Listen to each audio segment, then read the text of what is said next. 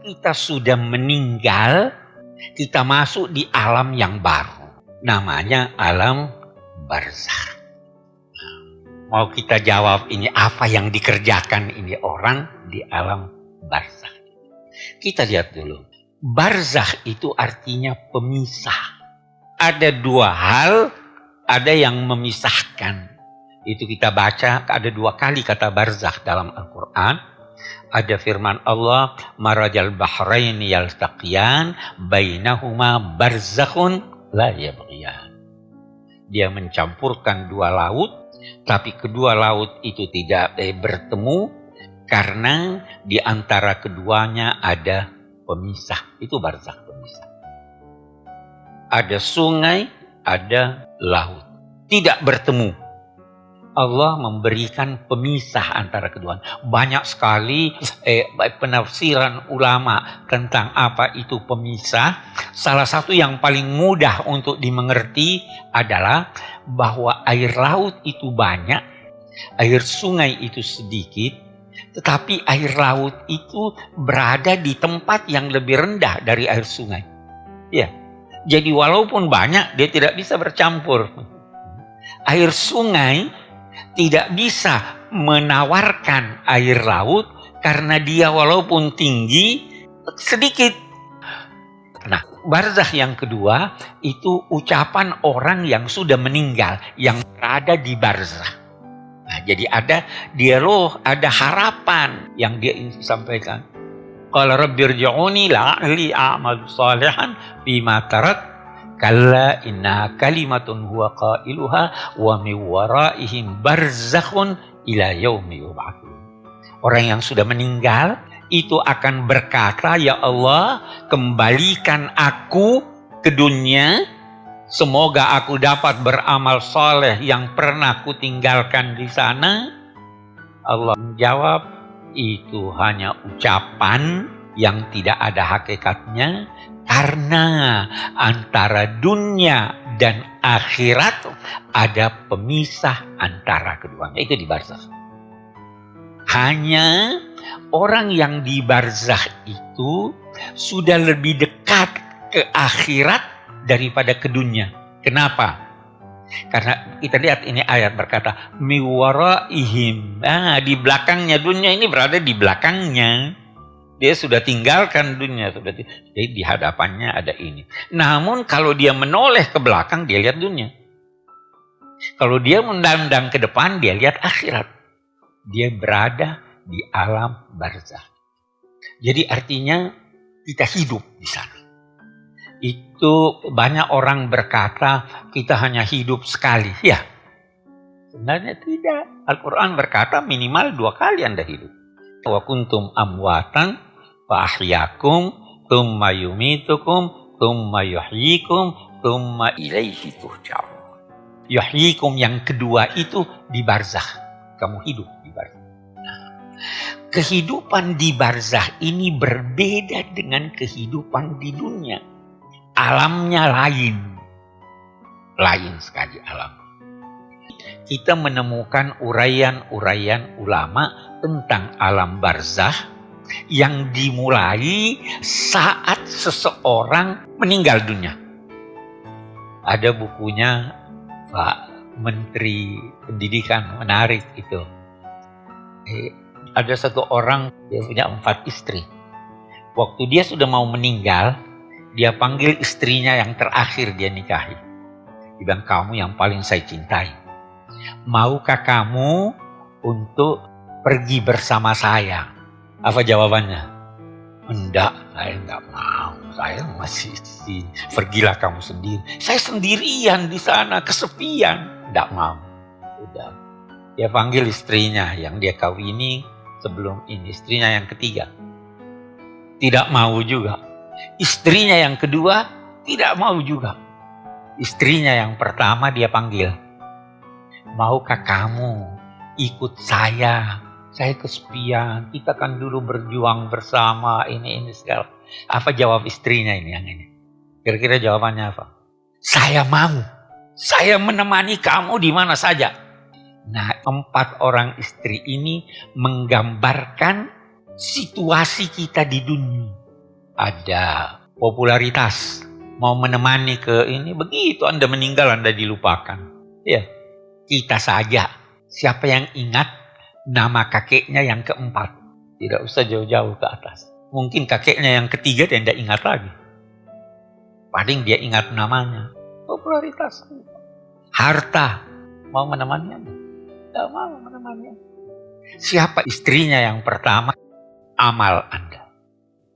Di barzakh ini, yang pertama, semua orang menyesal. Yang meninggal, semua menyesal. Tidak ada yang tidak menyesal. Itu dilukiskan bahwa di dunia ini diibaratkan sebagai suatu tempat yang sangat gelap. Ada yang berseru, "Hai manusia, ambil bekalmu sebanyak mungkin di dunia ini. Tetapi ketahuilah, yang mengambil banyak menyesal, yang mengambil sedikit menyesal, yang tidak ambil menyesal." Anda mau ngapain sekarang? Waktu di barzakh, mereka lihat bahwa yang ada di dunia ini yang dimiliki untuk diambil itu adalah berlian-berlian. Yang enggak ngambil menyesal enggak? Dia berkata, "Mbok saya ambil satu." Yang ambil sedikit menyesal. Yang ambil banyak menyesal juga. Masih banyak saya bisa ambil. Ada hadis berkata, "La tandamunna yaumal qiyamah min tasbihatin wahidatin lam tusabbihuha." Kamu pasti akan menyesal di hari kemudian di barzakh. Kenapa ada kesempatan mengucapkan subhanallah, kamu tidak ucapkan? Jadi semua menyesal. Hanya saja kita lihat lebih jauh, di barzakh ini orang belum masuk surga kan? Tetapi ada orang yang ditunjukkan tempatnya sehingga dia lihat surga. Ada orang yang ditunjukkan tempatnya sehingga dia lihat neraka. Itu siksaan luar biasa.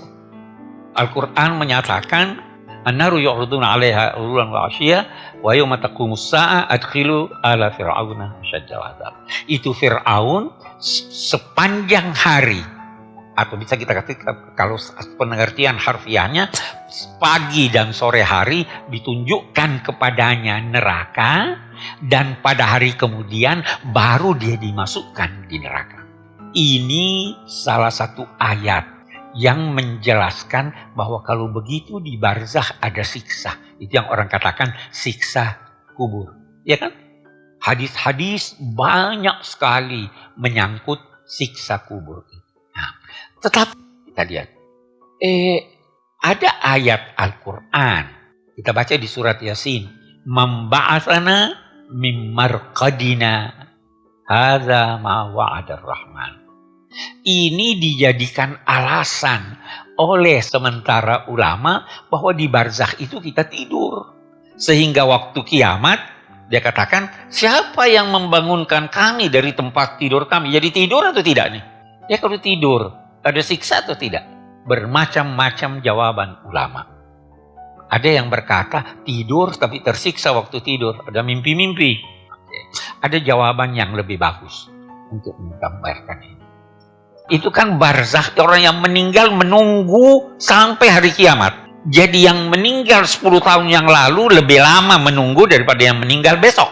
Masa disiksa terus? Dijawab bahwa disiksa itu sesuai dengan dosa-dosanya, panjarnya berapa. Kalau sudah selesai dia tidur. Jadi memang dia tidur, tetapi sudah selesai, sudah cukup panjarnya. Oh ya, ini kan tidak banyak dosanya nih, siksa aja dulu dia. Begitu juga yang mendapat nikmat. Dan satu hal, jangan ukur lamanya waktu di sana seperti lamanya waktu kita di dunia. Barzakh ini berguna untuk yang meninggal dunia melalui amal kita. Mari kita baca dulu hadis supaya lebih jelas. Itu kalau di hari kemudian sudah mau masuk, sudah ada perhitungan, masih bertambah amal atau tidak? Atau sudah rapor sudah ditutup? Tidak tambah lagi amal ya. Itu kalau sudah hari kebangkitan. Waktu di barzah amal Anda, amal orang mati masih bisa bertambah. Apa buktinya? Iza mata Adam inqata amaluhu min salat.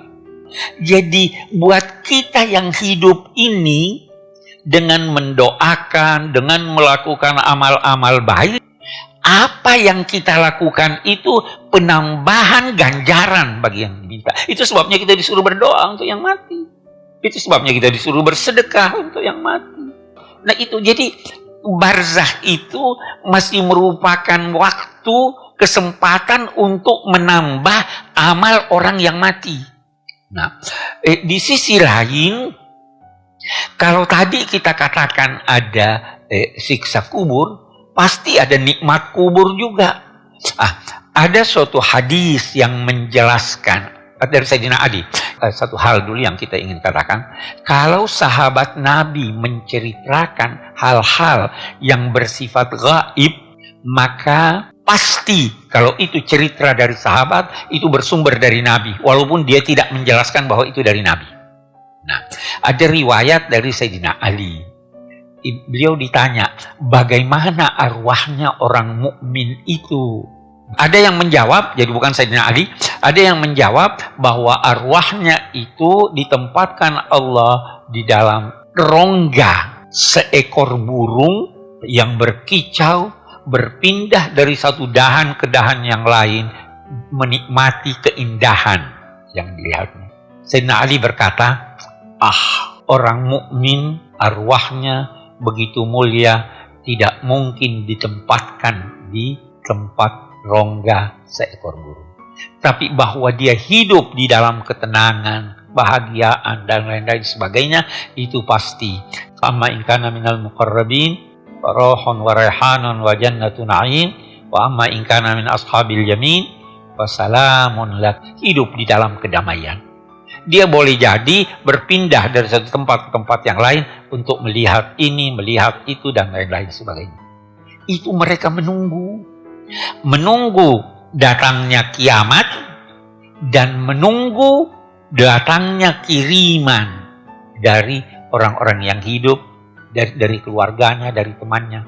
Saya pernah dapat cerita, saya kira simbolik tapi cukup bagus. Katanya begini, ada orang-orang di alam barzakh itu yang dia lihat duduk tenang, dan ada juga yang berlarian menuju ke satu tempat untuk mengambil sesuatu.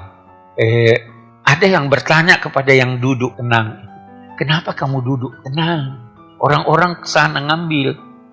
Dia bilang, itu yang kesana ngambil, itu mengambil doanya orang-orang beriman yang mendoakan ighfir lana wa li ikhwanina alladziina sabaquna bil iman.